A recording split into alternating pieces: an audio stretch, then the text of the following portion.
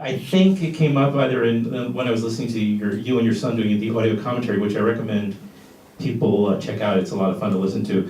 But that you started to come up with this film, the idea of the story, and started writing it when you were shooting Barton Fink for the Coen Brothers? Yeah. Is that true? I actually typed out the first page, not that it goes into song, but I typed out a bunch of ideas in the first page while they were, when they would film me, I would be typing things. And then years later, they had a deal somewhere, and they knew I had written this, and they asked to read it, and they liked it. And they said, oh, it sounds like something they would be interested in, because, my whole idea of it really was Charles Bukowski, meets the Honeymooners, with music by James Brown and Bruce Springsteen. That was the whole idea of the movie, because that's kind of the world I grew up in. I had seen a little bit of Dennis Potter, and I realized, he talks a lot about the potency of cheap music. And I think popular music, really, in most people's lives, is a way of, fantasizing or escape or articulation of how you feel, or a release, of a big feeling that you have, or a romantic feeling. There was something that I wanted to write about, because I knew a lot of women in my mother's generation who were all, women who couldn't get divorced. And I kind of grew up like eavesdropping on a lot of these conversations, and some had really, really terrible marriages. And I just thought there would be, something interesting to explore. And plus, I grew up in a very musical household, and I just stumbled into the guy going into the song. I didn't initially think that was going to happen, and then I thought, oh, this is exactly what people do when they turn on the radio. And, when I worked on the movie, I had a lot of real firemen, in the fire sequence, and they kind of read the first 10 pages of the script, and I told them it, and they were all like, oh yeah, we understand, this is, like what we do, this is our life, And so I thought it would be interesting to show like the tribe of women, and then, and all these guys who are very crude, but at the same time, there's a humanity there. For 10 years I collected material on it, and my mom actually helped me a lot. And then I took, like lyrics and poems, and I just thought, wouldn't it be interesting, at least to try, like, to take lyrics from songs and that they would speak in this kind of pulp, language, but it's something that they're connected to. When you hear certain singers, those are people who help articulate people's states of being. And so it just kind of took on a life of its own, and then when I wrote it, I didn't know who would do it, and then I wrote to Bruce Springsteen, and I thought maybe he would play a part or something, because he writes about steel workers, and he was really terrified that I asked him to act in something, but he liked the idea of it, and then he sort of came on board. And the Coen Brothers read it, and I think they suggested James at the time. They said, what about James? And we did a reading, and went really well, and then we said, okay, he was on The Sopranos, and it was, it wasn't easy to get the money for it. I waited for him for 2 years to do the movie, because I was like, there's no one else I want, I just want him to do it, and that's it. It was a really big movie to pull off, and for the amount of money that we had, but just the music alone took me close to 2 years to clear. I had to clear everything. Yeah, I wanted to ask you about that. Yeah, it was. It worked really, because it's all publishing and then it's all performance, and I had to deal with each one of these people. Springsteen, James Brown, and James Brown was like wanted to know, who was going to sing A Man's World. Well, actually, we cut that number out. We had a number in there. There was more numbers that a couple times we cut things out. But there were a lot of people I listened to it and I didn't use. Like, for example, writing the movie, I listened to Etta James all the time. It was like, to me, the movie is like your muse in a way. Yeah, and so, but then I couldn't figure out what song to use of hers. It wasn't all my favorite songs, so I just thought things that were appropriate, to the scene or whatever. A lot of the acting scenes, there's no music. There's no score. Right.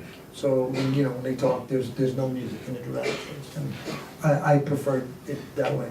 I thought of it as starting out as a big number, as like a big orchestra number, and it ends a cappella. That was always the idea. Wow, yeah. It ends a cappella because, I have recordings of people, my parents, they pass away, and it's much more vibrant than watching an 8mm film.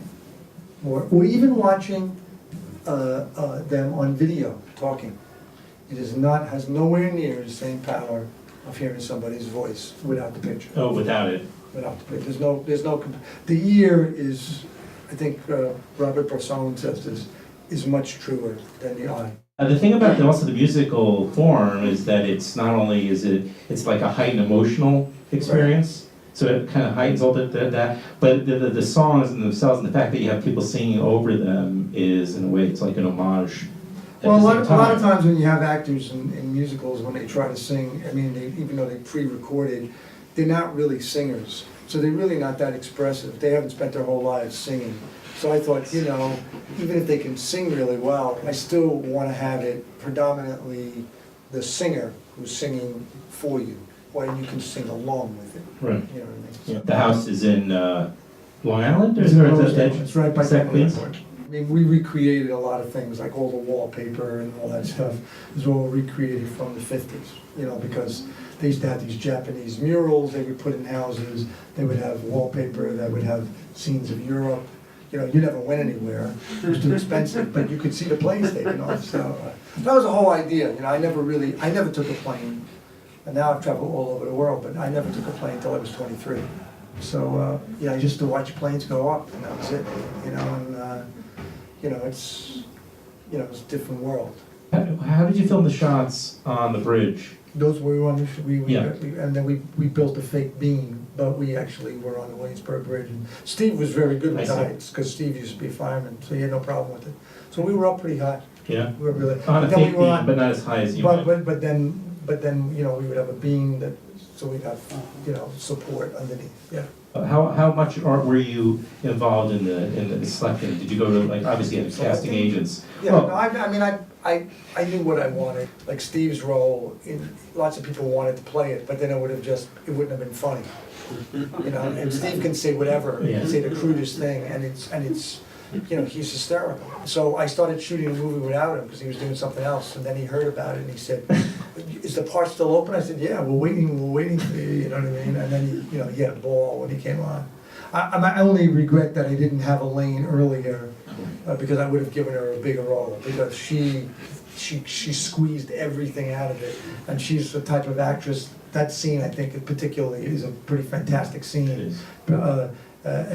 But she can juggle emotionally. She can do three things at once. It's also the depth of her and her skill, and there are people that could really run, like Kate really, like she just ran with it, and I wanted Kate all along, and then she got pregnant, and I was really happy about that because Yes, she became a little more voluptuous as a result. she was breastfeeding the whole movie. So.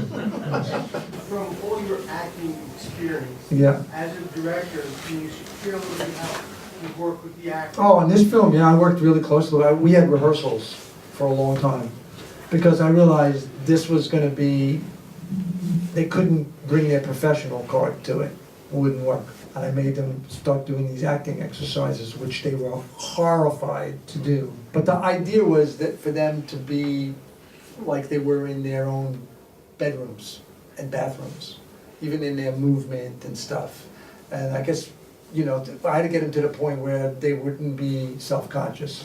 And so the more unconscious I could get them to be, the more vulgar, the more uninhibited, the more free in any shape or way. That's what I was going for. But in order to do that, you have to work with them, and it can't be result-oriented at all.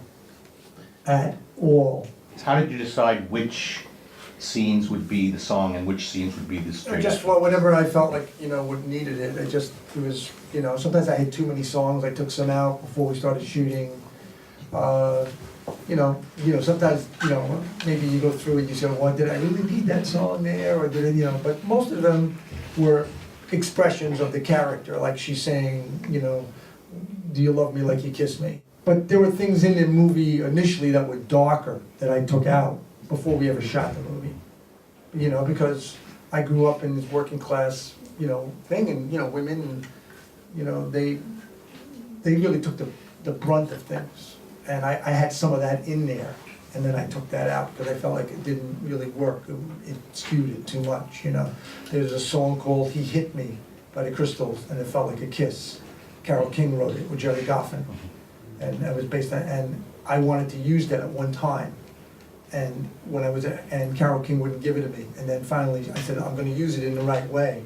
How long did it take for you to shoot? And especially when I saw the snow, I was like, was that a surprise of nature, or did you just work? No, with I it? shot the snow in prep, Ah. and then we went into, we shot about, I mean, for a movie like, if this was a Hollywood movie, it would be like, it would have been 20 weeks or 15. We shot it, it was like 49 weeks. It was 9 weeks.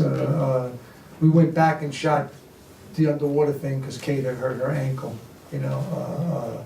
But there was years of preparation, you know, and everything was prepared, you know. And obviously, you know, when you have less time, you get more nervous, you know, to try to get the result that you want, and you just don't want to let the bleed into the performance. You want to keep the performance as loose as a goose as you can be, you know. I think a good thing to remember when you're making your films is that even though you have something in your mind, you know, you don't want the other person to be a parrot. You know, you don't want them to, you want them to find their expression of what you want. And then it'll be better than anything you could have done, you know. So that's really the trick, is to get them to understand the impetus of that. And also, you know, to listen to the other people, you know, because sometimes that can give you the whole performance. Romance is pretty obvious in the film, but cigarettes. Well, you know, once again, it's a different generational thing, you know. My generation started, like, probably stopped smoking somewhere along the line, but everybody smoked their brains out. I mean, that's what they saw on screen, that's what was doctors recommended, and so many people I know, and also if you worked in construction, you know, it's like double the chance because you get all the radon and all the materials and stuff. So I grew up around people, they always had everybody had a cigarette, and with these, you know, big monster hands, you know, and women too, you know, smoke too, you know, a lot. So that was an expression that I heard, be romantic, you know, be able to smoke, and smoking was like considered, you know, romantic, you know, in these things. So I thought, you know, this was the kind of thing I heard. I think, you know, a lot of people who work really hard physically and stuff, I don't know if they have a fatalistic approach to life, but I think they're like, okay, I gotta find the pleasure somehow during that day, you know, when I'm freezing my ass off. You know, when he says I have to go to the bathroom before I go up on a bridge. This is a reality, you know, I mean, it's true, you know, and so, you know, I tried to put those things in it, but in a fun way.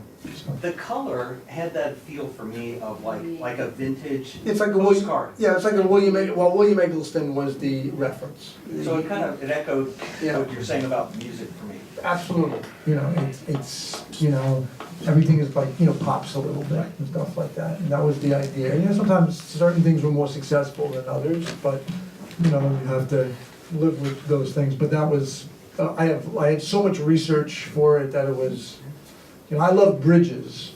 I'd love to make a movie about building a bridge, but of course, they'd rather blow things up, you know, it's always aliens coming to invade the world, but I got to do some bridge stuff and work with, you know, guys on the bridges and watch them climb, and that was exciting. There aren't that many, you know, films that actually really explore the imagination, the world of the working class and the imagination of the working class. You know, everybody is the lead in their own life. Everybody has the same desires and things, whatever you are.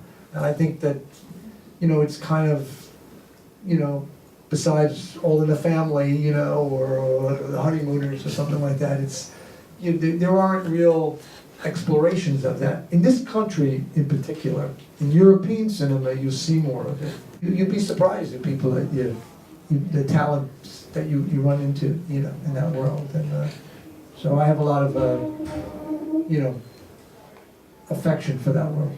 I do. Thank you very much.